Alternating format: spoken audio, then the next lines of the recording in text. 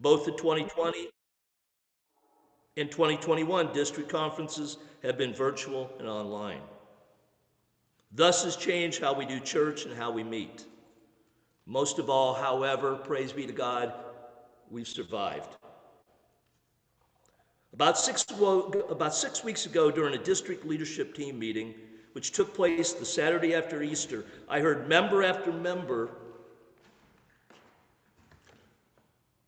who represented a number of different congregations share glorious stories of well-attended Easter services, and some even shared stories of Maundy, Thursday, and foot washings, though this year most just washed hands.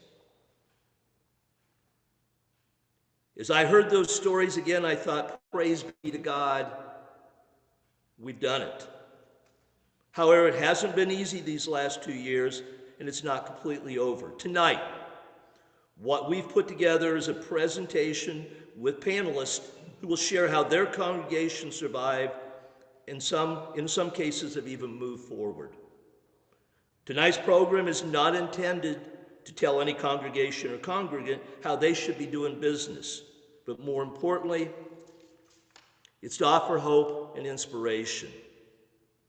Unfortunately, and wouldn't you know it, I guess it's almost apropos, what was to be a panel of 4 is now reduced by illness just in the last couple hours to a panel of 2, which probably will shorten our presentation a little bit. At this point, I'm so glad that all of you are with us. I'm now going to turn this over to tonight's moderator, who needs absolutely no introduction, our Illinois-Wisconsin District Executive, Walt Wilczek, who will lead us off in prayer and explain tonight's program and format. So at this time, I turn it over to Walt. Thanks, Harold. Thanks for those words, and thank you all for making time to be with us tonight. If I was counting my windows correctly, there's nearly 36 of us gathered here together from various corners of the district, and we're grateful to have you all tonight. Just a few reminders, as Leonard said to those who were coming on earlier, if you're not speaking or presenting, keep yourselves on mute just so we can reduce background noise. The session is being recorded so that those who can't be here tonight will be able to view it later on the district YouTube channel. And also would encourage you, since there will be a variety of speakers this evening, to set your settings on speaker view if you're able. If you're on a laptop, that's usually in the top right corner where it has view, and that way it'll default to that. Or if you have gallery view, you can see everybody, depending on your preference. As Harold said, we did have some changes here late in the game. 2 of our speakers that were supposed to be with us, Katie Shaw-Thompson, who's pastor at Highland Avenue, and LaDonna Sanders-Nicosi, who is the Director of Intercultural Ministries for the Church of the Brethren, as well as the church planner for the Gathering in Chicago, both came down ill today and said they would not be able to join. So we're sorry that they cannot be with us this evening, but we're very glad to have with us Carol Davis, who is a retired university administrator at Spoon River College down there, Canton, Illinois, and is a member of the Canton Church of the Brethren, where she has been involved in worship and still works with theatrical productions down there in the college setting. And also Josh Brockway, who is the co-director for discipleship ministries for the Church of the Brethren, as well as a member at Highland Avenue. And so we're grateful for their perspectives, and also want to thank the Potluck Experience Committee members. One of them is also out ill tonight, Christy Kellerman, who has been chairing that. But we're grateful for Leonard Matheny and Pat Ball and Matt Boer, as well as our moderator and moderator-elect, who have been joining us ex officio on that, for their planning and vision that helped make tonight possible. Lastly, I want to say thank you to all the congregations that turned in responses to our survey about the challenges and, I don't know if blessings is the right word out of the pandemic, but places where positives have come out of plowing through difficult ground, at least. Those were helpful to us as we prepared for tonight. And so we're grateful for all of you who shared in that way. And as you continue to have ideas on that, we encourage you to continue that sharing so that we can benefit from your perspectives. With that, I am going to turn it over to our remaining panelists for some opening remarks. I'm going to invite them to tell us a little bit about their experiences personally and or congregationally over these past 2+ years now of this pandemic season. After they've had a chance to do some of those introductory presentations, I'll have a few questions for them, and then we'll turn it over to any of you who have questions. You can put those into the chat if you're more comfortable doing that, and Leonard will monitor that, or when the time comes, you can unmute yourself or raise your hand with the emoji icon for that, and we'll make sure everyone has a chance. So Carol, let me turn to you first and see if you have perspectives to share from your journey. Well, actually, I do. And you would think that since Harold and I are in the same congregation, we would have compared our notes. So a few of the things that Harold said, you're going to hear also from me, because I think it's really important before we get into where we're going that we know where we've been. And I'm going to actually go back a little bit farther just to tell you a little bit about my journey to becoming a brethren. It's very brief. But the Canton Church of the Brethren, if you are not familiar with our congregation, is about 35 miles west of Peoria. And we're a town of decreasing population. But we're also the home here to Cook Industries, Graham Hospital and Medical Group, Spoon River College, the Illinois Correctional Facility, Parlin Ingersoll Library, many arts organizations, and the Ingersoll Trust. Now, I originally hail from St. Louis, and I attended a high school that for the 10th to 12th grade had 5,000 students in one building. I moved to Canton in 1982, and as you can imagine, it was quite an adjustment for this big city girl. But I was pulled into the Canton Church of the Brethren by some people I met doing a production of the Fantastics at the local playhouse. They were also members of the Brethren Church, and they needed some choir members. Now, I had personally been a self-exiled member from the Southern Baptist upbringing that I had, and the Canton Church of the Brethren was this perfect fit for me, who I had become a spiritual wanderer, I guess you would call it. Now, at the time I joined, there were about 60 people in average that were attending our church. And somehow, instead of just being a choir member, I have now been the music director at the Canton Church of the Brethren for over 3 decades. So that's just a little bit about who we are and my journey to get there. But we had been dabbling in theopoetics, social justice issues, and community outreach for the last few years prior to the pandemic. By 2015 or so, our average attendance appeared to be somewhere around 35 to 40 people. Basically the same reasons as everyone else. You lose older members and also just decreasing population in the areas where you live. We were active, even though we were a very diverse congregation in our individual faith journeys. Now, we needed a way to appeal to individual spiritual needs, as well as to the Canton Church of the Brethren community as a whole. And it was a challenge. And then COVID shut us down at the physical church. And so we adjusted. First, we adjusted by meeting outdoors. As Harold mentioned, we went to a members farm. And God met us out there just as well as God would meet us inside the church building. And that first created a lot of technical adjustments for us. We even were able to get the broadcast of the service from the farm in our cars if it started raining while we were there. And we were also on Facebook Live as well.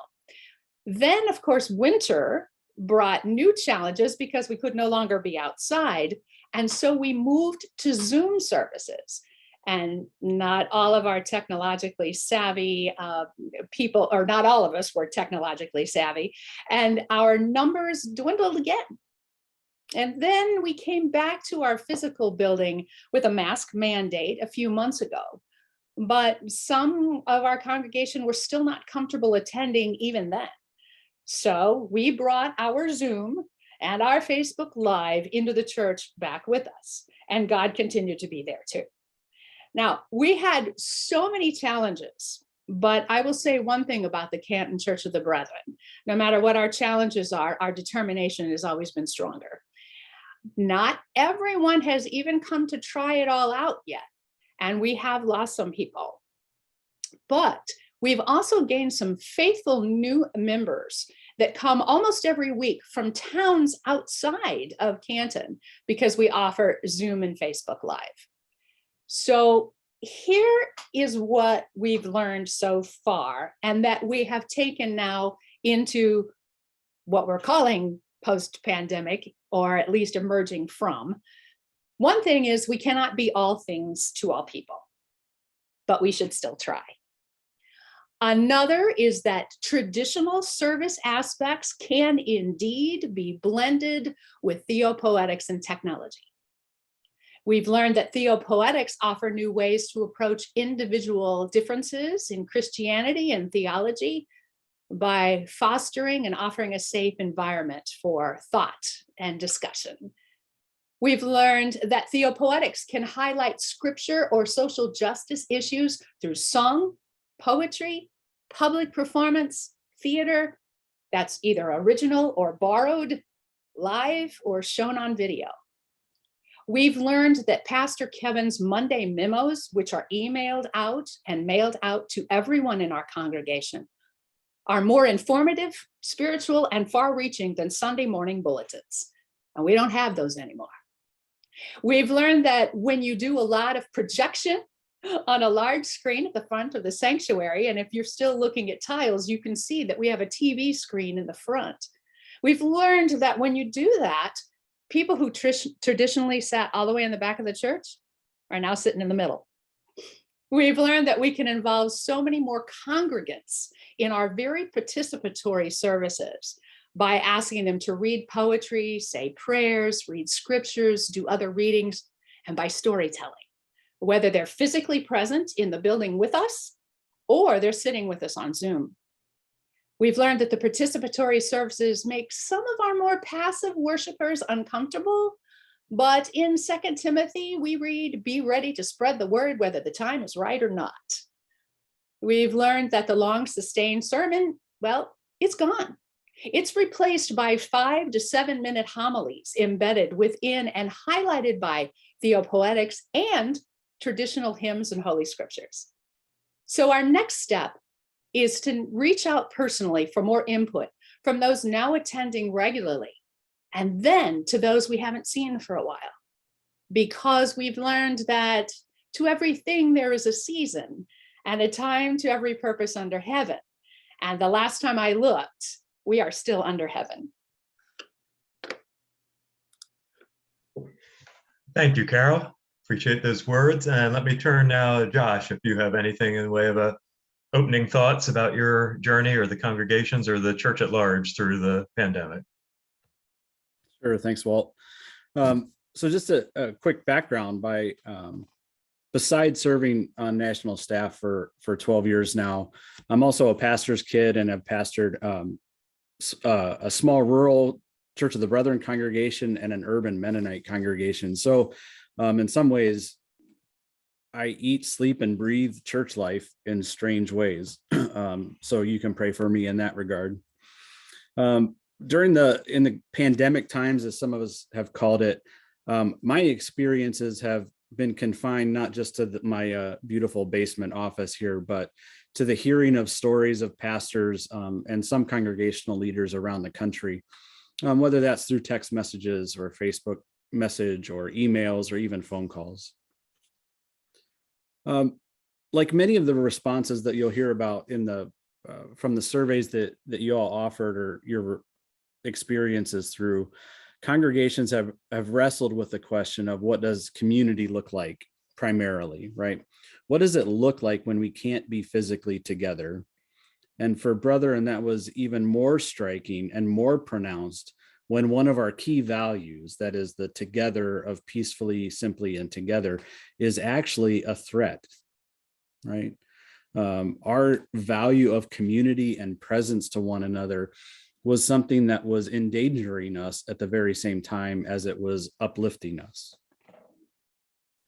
But since 2021, when the virus itself was changing and the mandates were shifting, it seemed that the changes to virus protocols locally or state or federally weren't quite solving that question. In fact, that question of what does community look like now seemed to grow even more contentious and even more pronounced. So I found myself returning to that very pastoral question of what's really going on here. What's really happening? Is this really about COVID, or is there something else going on?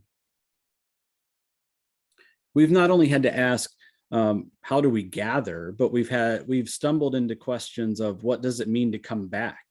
What does it mean to return? And we have congregations in significant phases of anxiety and in some places outright conflict about what it means to return. And we have pastors joining what some have called this great resignation, where they're burnt out, exhausted. And I'll be honest, since I'm not necessarily in a congregational setting, I can tell you that a number of these pastors are deeply wounded by the way their communities have treated them and as pastors, but also how they have seen their congregations lash out to one another.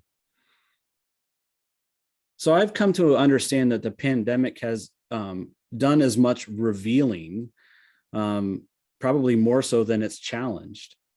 The factions that we now see in these 3 years were there before the pandemic. It seems that in COVID times, we've lost the emotional and mental bandwidth to cope with one another and understand how to interact. The pandemic has revealed those partisan and racialized tensions from the wider culture and those things around us, and has revealed that they are part of the communities of faith where we've simply not talked about those things about politics and money. And now, being at a distance a bit, we can see the partisan factions in our midst. And the masks that were co-opted into ideological battles and couldn't just stand for the practices of care for one another started to pit us one against the other. And decisions for worship were no longer centered on what does it mean to be present to God and praising God, but became pitched battles about our political positions on liberty or mutuality, safety, whether that was mental safety, mental health, or physical health. All of these things started to surface, but those were questions that were a part of us before, but in some ways we could look beyond them. But now, when we're in these places of isolation and further fragmentation, they stand out in even more relief. And now that we have been drained emotionally and mentally, we're not really capable of handling them very well together. Those COVID adaptions for worship, now, whether that was meeting by Zoom or streaming from empty sanctuaries, or frankly, nationally, there were congregations that met regardless of local mandates, demonstrated much about our practices of worship, right? In many cases, it highlighted that our worship was already a production or a performance and required significant amounts of time and work to prepare for. And now that we were trying to wrestle with video technology and editing and sound, we had another layer of things that were unfamiliar to us. And so now we could see just what was going into our worship, and maybe cause some of us to wonder what's really going on here. Are we performing or are we worshiping? For me personally, one of the things that was revealed in the 2021-22 timeframe was that my primary communities were not necessarily located in the congregation. My community as a national staff person was dispersed around the continent in a variety of ways: North and South Carolina, Michigan, California. It just depended. The people that I connected to most were all over. And even my local communities were primarily the Little League just down the road that I participate in for all 4 of my kids, and a small meal group who chose to continue our meals together once a month because we knew the distancing practices that we had put in place. It was just interesting to realize that part of my primary grounding, my community of support and nurturing, wasn't necessarily the congregation. And I think a number of our members that we might be looking at and wondering where they have gone have begun to see that their communities are elsewhere too. So what does that mean for our churches? What does that mean for our ministries? Those are questions that are emerging in this revealing. The last thing that I want to name for myself was that I began to jump into an amazing international community that started with about 100 people in a book study of Drew Hart's book, Trouble I've Seen.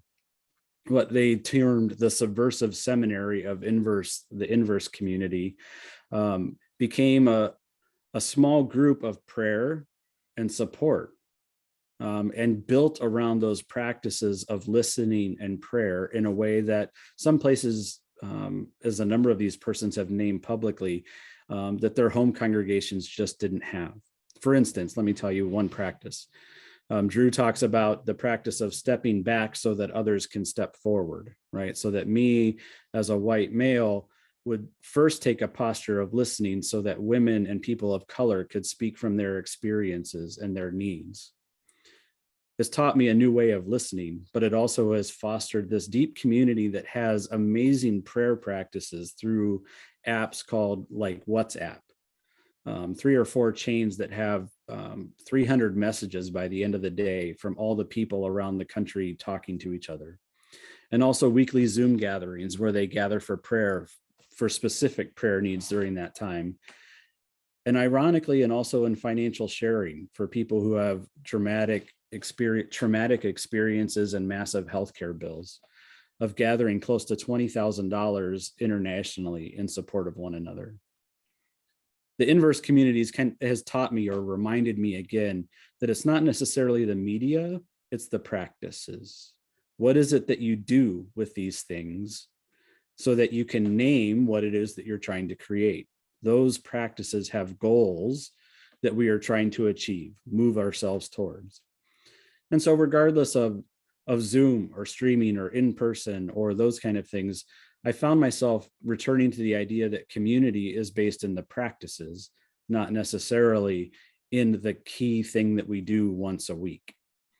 So how do those practices of community extend beyond the particularities of what we experience in COVID or in our normal times, whatever that is?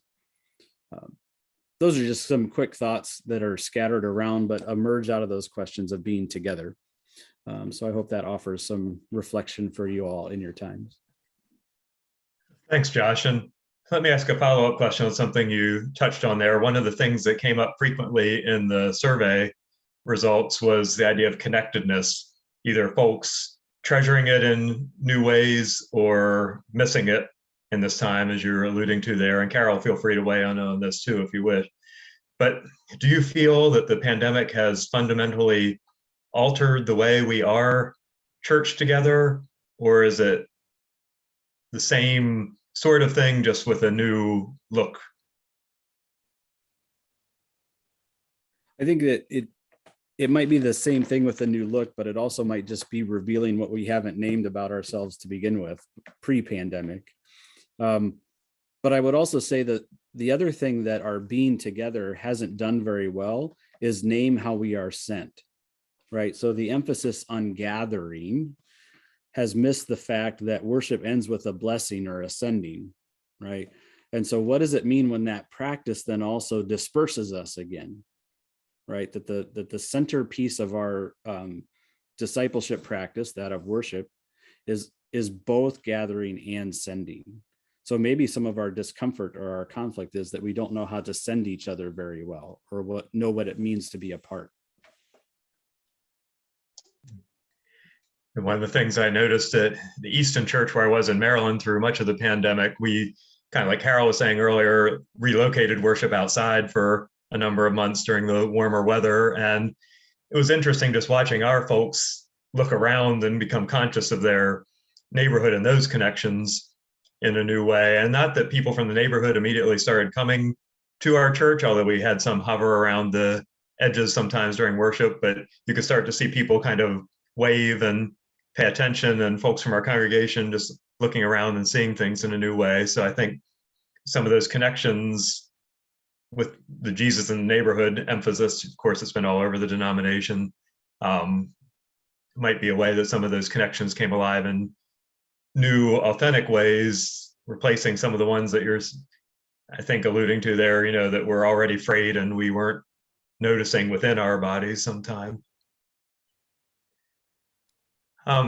Carol, go ahead. Yeah, I just have a comment on that. That's something that we discovered not only by being outside, but by being on Zoom for our worship service as well, is that we actually had quite a bit of community that way because we could see one another's faces, and we realized that we weren't just looking at the back of each other's heads every Sunday as we were sitting in rows in pews looking forward. We were actually looking at one another and sharing with one another. So that was one benefit of actually going to Zoom or going outside or whatever. And we've even talked about how could we readjust our, as you can see, Kevin and Harold and Joe sitting there, how can we readjust our seating so that we're much more commune in our Sunday worship and not just looking forward straight ahead all the time. Carol, let me lobby another question back to you from what you had shared there. Worship, of course, has gotten the main folks of the attention, how we do it and the tech in that. I know for our congregation, I think for some others, music was a hard part of this, and that came up in some of the surveys too, of not being able to sing for a time, choirs not being able to meet. As a music director, how have you navigated some of that during this time? Yeah, when we were outside, we blended it. Sometimes people would sing. A lot of times we would find videos, or even we've had recordings of our own people who provide music that we put. I mean, if you are a music person and you are a part of the choral organizations, they're still not wanting you to sing together unless you are completely vaxxed and masked, because singing is the biggest spread. It comes out of your mouth and we spit when we sing, right? And so at this point, I have only had my choir back one time. And that was on Palm Sunday, but we were very distanced and we wore masks and so on. We have, like I said, we've done videos. I have had soloists that have come in, but what's most engaging for us now on every Sunday, we brought our pianist back, and she plays a prelude and a postlude every Sunday, in which now everyone sits very quietly and listens.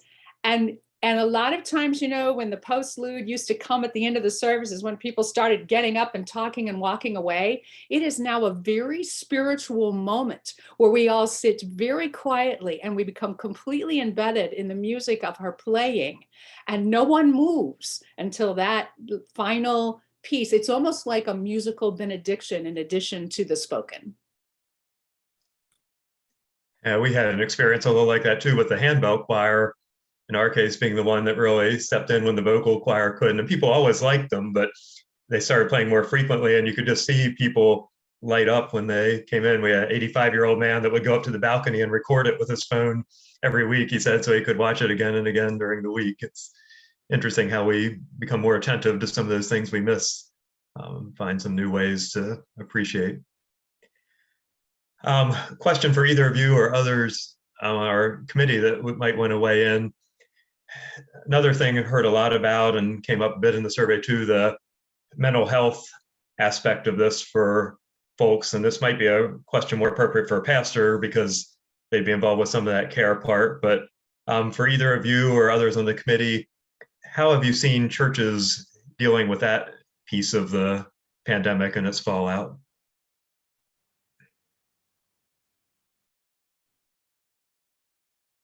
Well, Walt, I think that I've seen that be harder almost on the pastors than maybe on some of the congregants because of the conflict of mask, no mask, where the feelings are. And I've seen it weigh heavy on pastors. And I think that that's been one of the difficulties that probably hasn't been addressed as well as we should have as congregations.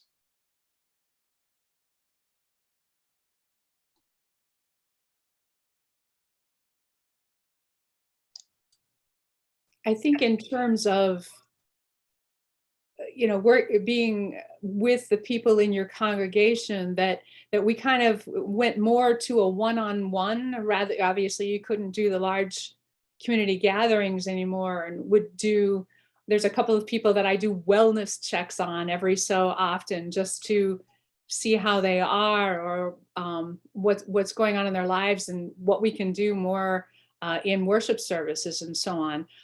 But it has been a struggle. I hope Kevin doesn't mind me saying this, but I know he works twice as hard now than he did prior to the pandemic because of all the extra duties that have been placed upon him. We don't have technology people. We're all just kind of dancing our way around that. And, I know some churches that have hired technology people, right? We don't have any of that with the small congregation that we have. And so it does require a whole lot more work, and it can be exhausting. And I think we need to acknowledge that. And Josh, you touched on the Great Resignation piece, with pastors and that. I think that's probably a piece of it we've seen. I don't want to be like the super critical one, but I do want to name importantly that our churches, even pre-COVID, were not helpful spaces to talk about mental health. Right? That we're in good Christian community, we often get the question of how are you doing? And the response is fine, right? And that's the shortcut to actually say, no, I'm actually, the acronym for fine, right, is freaking out, insecure, neurotic, and emotional, right? It can be all of those things. And yet when we come to church, we kind of blockade those and put on our church face and then go and find our mental health elsewhere. I think this has given us, if we could shift to looking at the opportunities, is to name expressly how our mental health is doing collectively and individually, and not just for our pastors as well. That's kind of one of my prayers for this season is that we begin to find ways to talk about our emotional states as well as our mental states in the midst of everything that's going on around us, because there are a few spaces in the world today where we can say, no, I'm actually not doing okay. I'm tired, I'm burnt out, I'm angry, I'm frustrated, that those things, to name that affect, are important things, right? Those things aren't negative, but sometimes in church culture, we tend to dismiss those, right? We want to look nice and put on our best front for everyone, especially pastors. And to hear someone say, no, I'm not okay, raises other people's anxiety. So maybe in this season, as we name this more and more, I don't know if you've all seen in the last, probably 3 or 4 weeks, several prominent young adults in college sports have committed suicide in the midst of the pressures of both school and their sporting. And so if we can maybe begin to have those conversations so that even our young people learn or even lead us into better conversations about better mental health, I think that's a good opportunity for us to take a step into. And I would like to piggyback on that, if I may. And basically, I know I'm a panelist, but I'm going to throw this out as for consideration for all of you. There is, and this goes to what Josh was just saying, if we believe that God is in control, or if we say, I can do all things through Christ, right? Then when you have to admit that you're not doing well and so on, does that cause doubts, or do we pretend like we're okay because we think we're not being Christian enough or believing enough or something? So I think I'd like to throw that out and hear what you all have to say. I don't have an answer to that. That's a question from me. Let's pause there and see if anyone does have a response to Carol.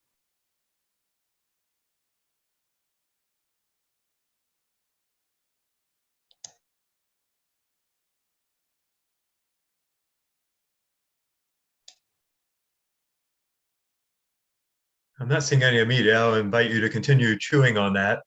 Let me ask one more question of our panelists, and again, the committee members invite to weigh in as well if they like, and then we'll turn it over to our congregation here for any questions you have. Again, feel free to put that in the chat or raise your hand or unmute when the time comes. But as we're talking tonight also about how we move forward into this new reality, or perhaps newly revealed reality of something that had been there and is now more exposed for us to see, where do you see signs of hope in this? Those who responded talked about, in some cases, people kind of broke the habit and left church, but also others talk about new people coming either virtually or in person or both, and other things like that, where there have also been some rays of sunshine in all this. From your context where you sit, where do you see hope or possibilities anew for the church out of this time?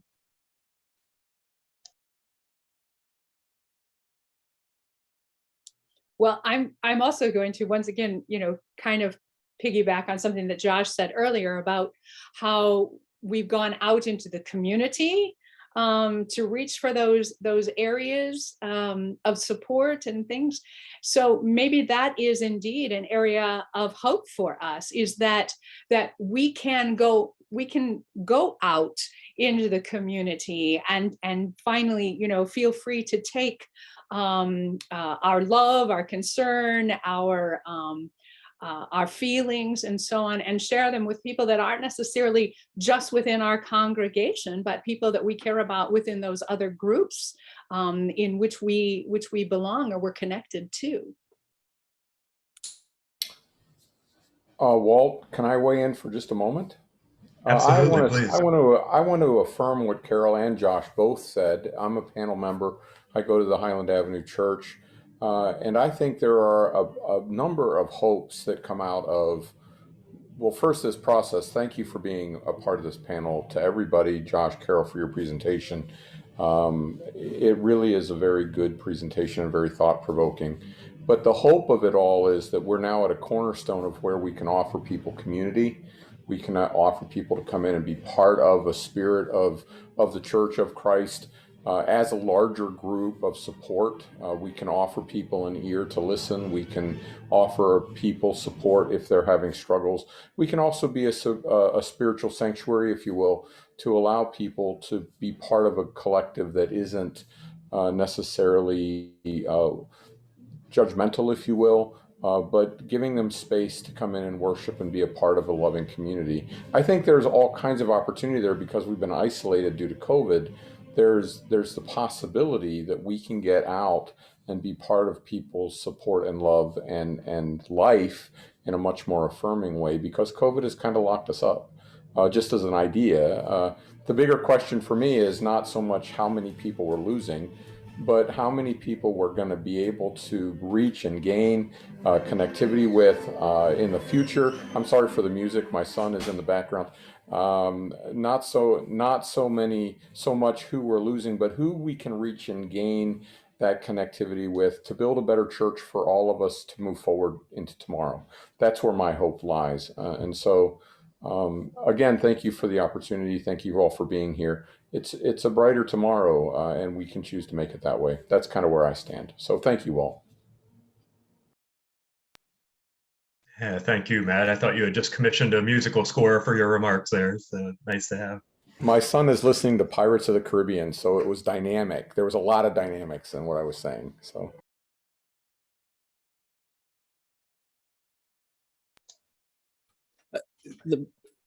We know that this is kind of typical mediation or conflict transformation work, right? That often danger and opportunity come together, right? And we've spent a long time, like 2 or 3 years, really naming the danger around us. And I'm hopeful when I hear communities and leaders and pastors saying, this is something that we tried and it worked, right? Or this is what we learned, right? And so shifting towards that opportunity side is key, not necessarily just to be hopeful, but to say, oh, we actually found these gifts that are a part of the community that we didn't know were there already. That we found that we could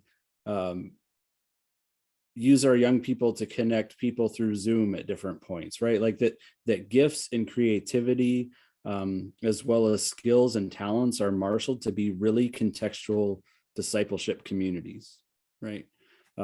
And one of the great benefits is being able to see around of what everyone else, even just within the Church of the Brethren, what they're doing. I don't know if you all took the opportunity for a while saying, in the first part of COVID, was you could connect to just about any Church of the Brethren around the country and see what worship looked like. When in the life of the church have we had that kind of opportunity to join one another in worship outside of annual conference? And know what others were doing and saying, and saying, oh, we could do that here, right? And finding those expressions. I think those are great opportunities, rather than being deficits, wondering like, why are we not here? We don't know how to run the technology? Well, there's also a lot of other gifts and talents around us that can inform us. And I'd like to add something. I teach theater, theology, and the power of public performance for Bethany Theological Seminary. And it's been very tough these last 2 years for the seminary too, right?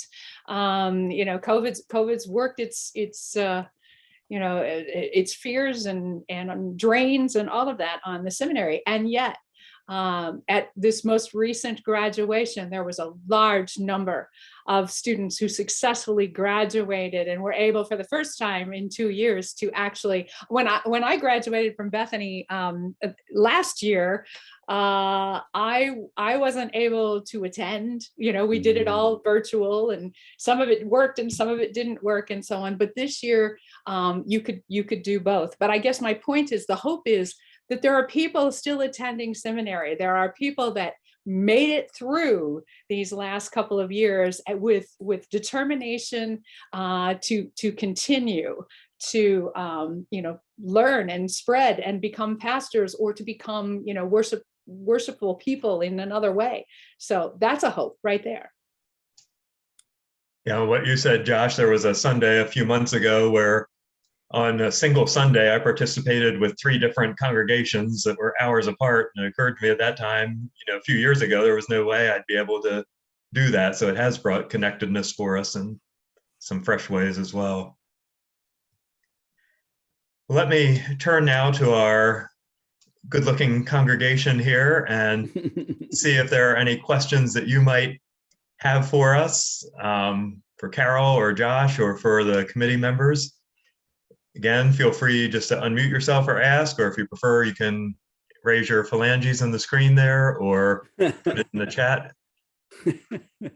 What questions do you bring tonight?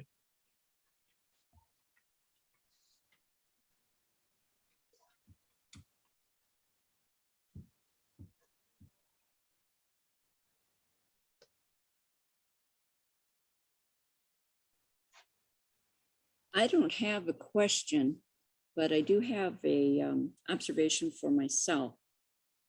Being in COVID has given not just myself, but I think so many others that chance. I've gotten to know, being on another committee through the district, I've gotten to know these different people that I might see their face and, say, oh, well, I saw him here, I saw him there. But with the Zoom, being able to Zoom for these meetings and stuff, there is that opportunity has been there.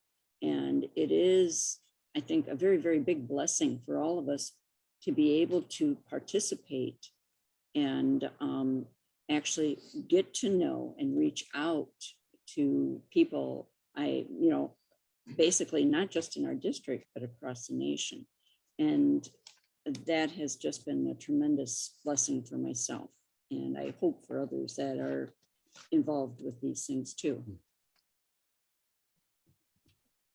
Thanks, Janice.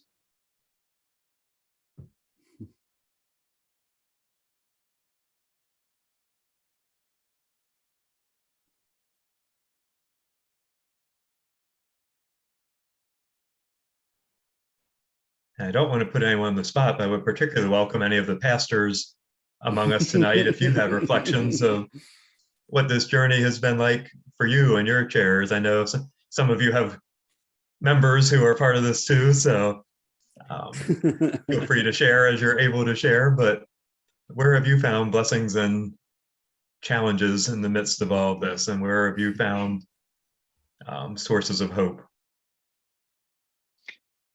As one of the newest pastors in the whole district, I will have to say that I've been with this congregation almost 2 years now, since practically the start of the pandemic. I mean, that's one way to start a pastorship, is to come in trying to figure out whether you're even going to have a congregation in the same room anymore.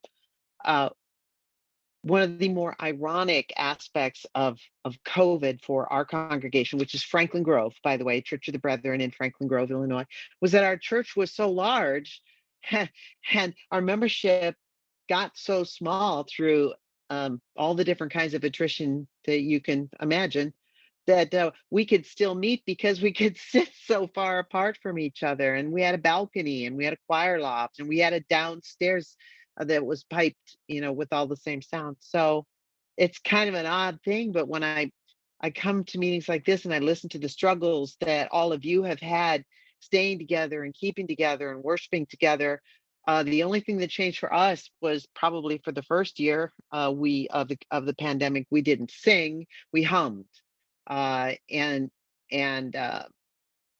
we still don't pass the collection plate. We've started something different with that, but we have returned to singing the doxology at the place where we would normally sing doxology, and people getting up if they want to and going and putting something in the plate out in the narthex. So that's what I wanted to contribute.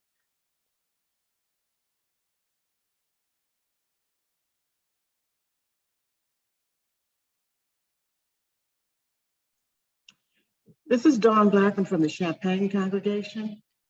We were really blessed to have a shade structure in the garden that is less than a block from the church that we sponsor. So we first moved out there, and it gave other members of the community whose churches were not meeting and maybe even weren't having online services would drop in and worship with us. One Sunday, a community member came and bought a violin. Somebody else came and bought a saxophone. It was just kind of hit or miss. We never knew who was going to be there or how many there would be. And such a blessing, though. But the thing that struck me was the most was the people who were listening that we didn't know were listening.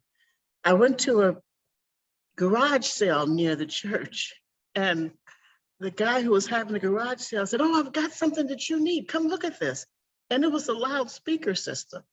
He said, "You need this. I can barely hear you over here." I said, "But you could come and join us if you like." He said, "Oh, that's okay." I said, "Well, okay, that's..."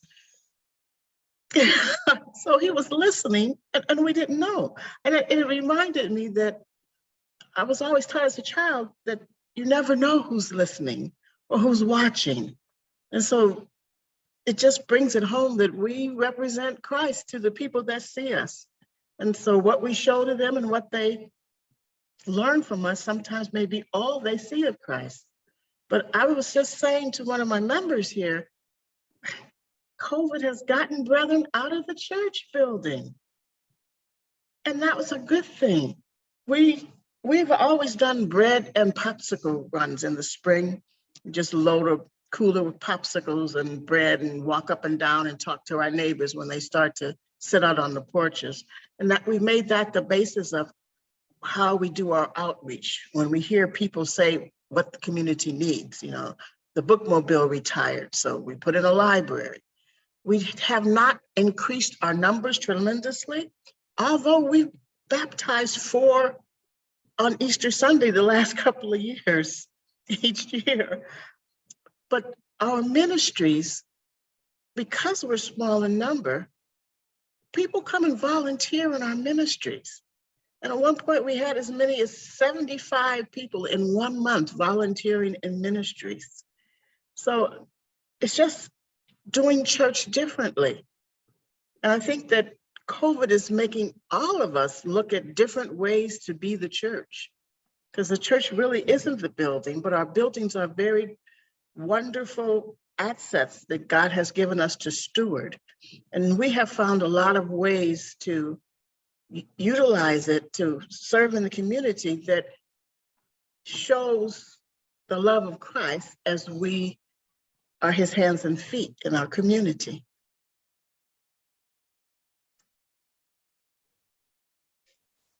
Thank you, Dawn. And Diana, too. Appreciate that, especially since our two pastors on the panel are missing tonight. It's especially nice to be able to hear your perspectives. Any others, comments, questions, either for our panelists or for the group at large?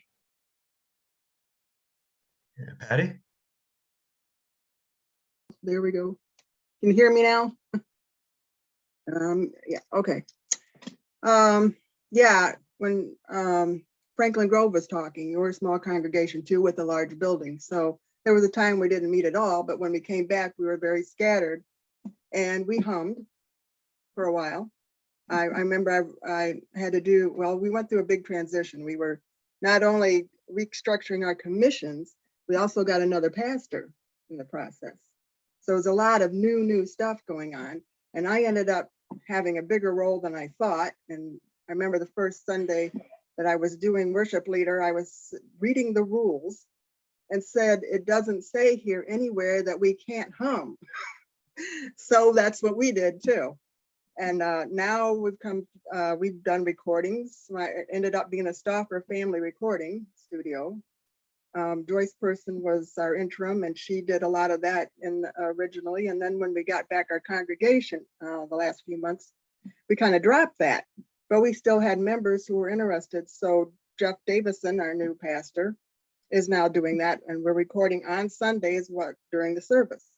So we've learned how to put all that together, which was a little different and uploading. And we use Facebook and he puts his sermons on Facebook. Our choir's back because most of the congregation is sitting in the middle or in the back. So we're way a ways from them when we're up singing.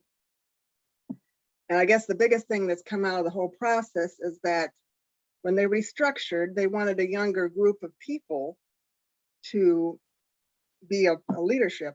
So I ended up being asked to be the moderator of my church. And I don't know if there's been another woman moderator in my church or how many there are around the district, but it's a new experience. I finally had my first council meeting.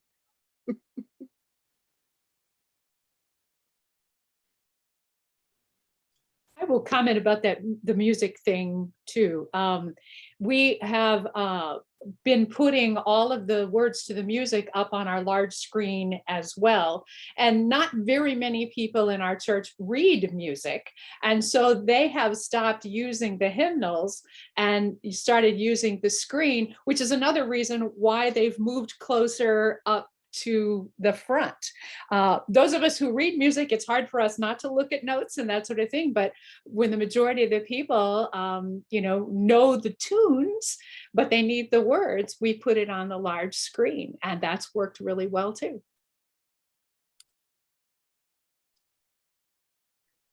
So now we know the secret to getting people to move up front in church. Just put things on small print on a screen up at the front of the sanctuary.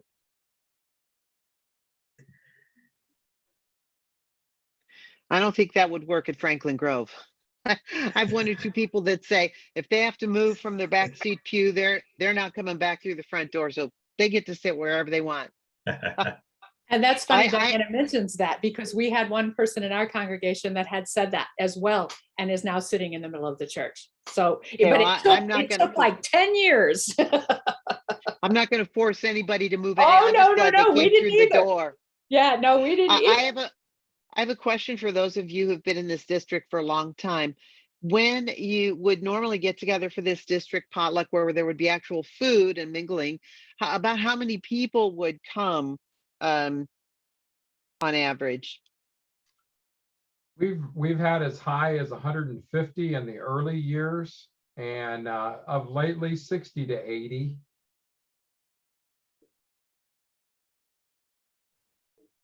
And quick promo there, we are hoping next spring to be able to have that at the Dixon Church is the current plan. So look for word on that. You'll hear more about that at district conference.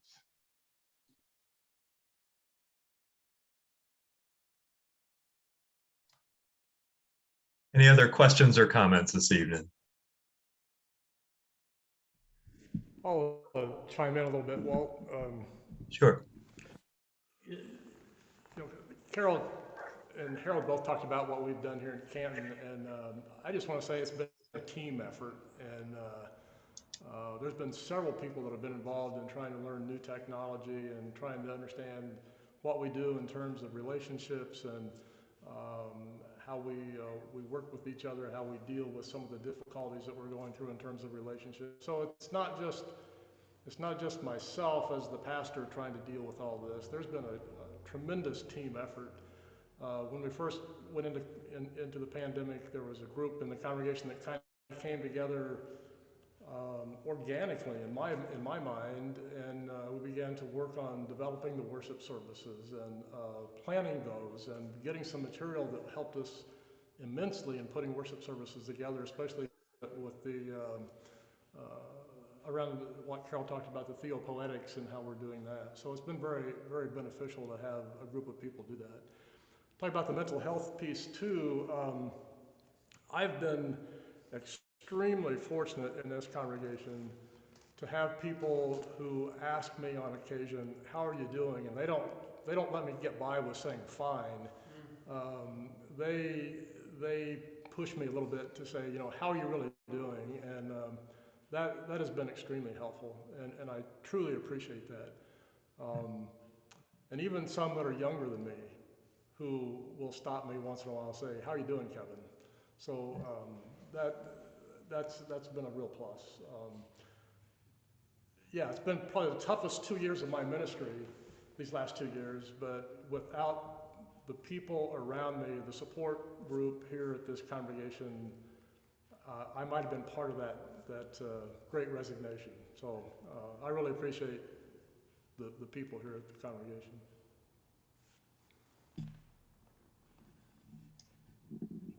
Thanks, Kevin, and kudos to all of you who've been taking good care of your pastors. Dana, did you? Yeah, just to piggyback on what Kevin said, I don't think, and to give you guys a little bit of background for me, the year before COVID hit, I spent 6 months, 3 days a week taking care of my dad who'd had a stroke and lives 3 hours away. So it almost seemed like I was just kind of starting to get recovered from that when COVID hit.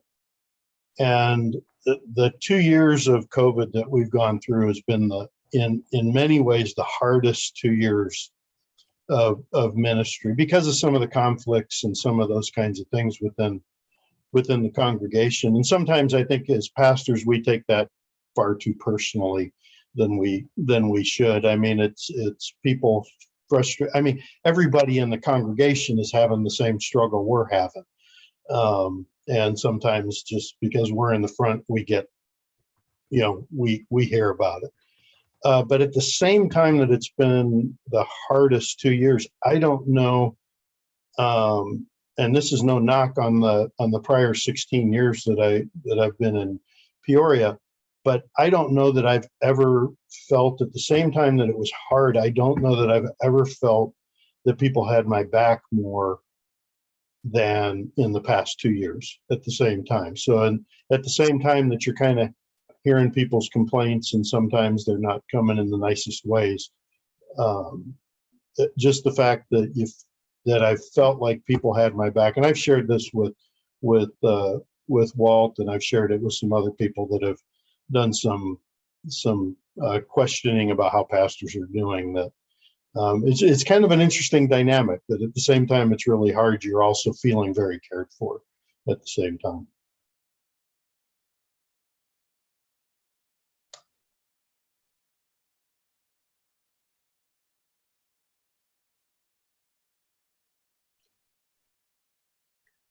Well, thanks for those words. And it's good to see when the church is the body of Christ. I'm not seeing any other hands or fingers on the screen. So let me turn back, see if any of our committee members or panelists have any closing words, and then I'll close us after that with some final thoughts and a prayer. Anything else that you all who've organized or shared would like to add? just thank everybody for joining. It was an important time together as a district.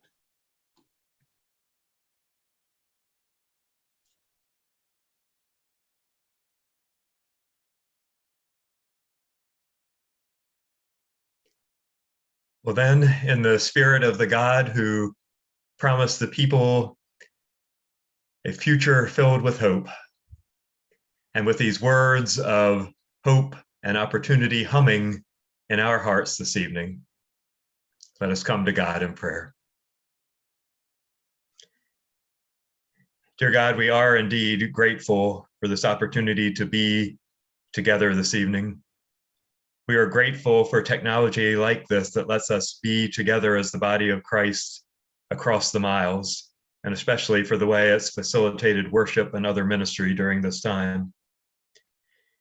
We thank you for pastors who have worked so hard, even harder than normal by sometimes exponential measures. And we thank you for good congregations and all of those who have supported them and had their back during this time.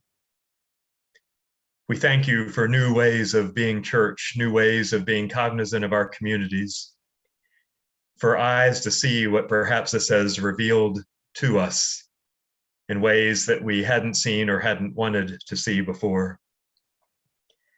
As we step forward, God, into the realities before us, into the opportunities before us, help us to continue to keep you firmly at the center of what we do, so that all we say and all we do, whether virtual or in person or in any format, does indeed honor and glorify you and your work in the world.